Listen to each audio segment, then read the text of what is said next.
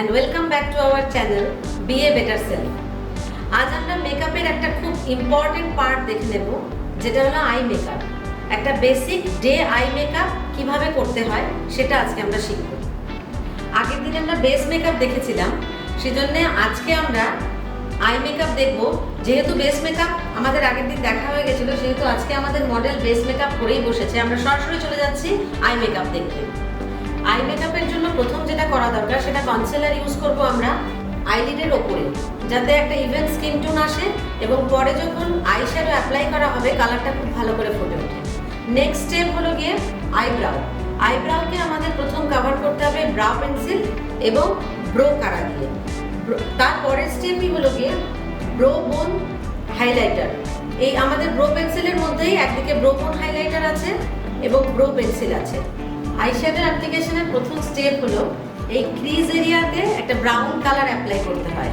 তারপরে যে আইবলের ঠিক ওপরে একটা শাইনি মেটালিক কালার দিতে হয়। দেন মাস্কারা, আইলাইনার এবং কাজল অ্যাপ্লাই করে তুমি তোমার আই মেকআপ কমপ্লিট করো।